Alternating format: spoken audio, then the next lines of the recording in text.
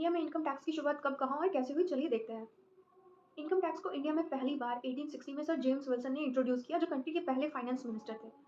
इसे 1857 के military mutiny में हुए लॉसेस को कॉम्पनसेट करने के लिए लाया गया था।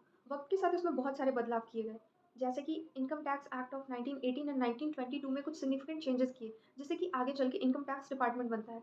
करेंटली इनकम टैक्स को इंडिया में the Indian income tax act of 1961 govern करती है। बेसिकली इनकम टैक्स एक डायरेक्ट टैक्स है जो गवर्नमेंट हमारी इनकम यानी सैलरी और बिजनेस पे हुए प्रॉफिट्स पे लगाती है।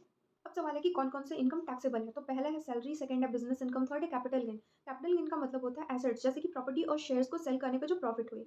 फोर्थ है इंटरेस्ट इनकम यानी income from bonds, deposits and investment. Fifth है डिविडेंड इनकम यानी income from shares and mutual funds. Sixth है रेंट इनकम यानी income from rental properties. India की करेंट टैक्स स्लैब्स और रेट्स।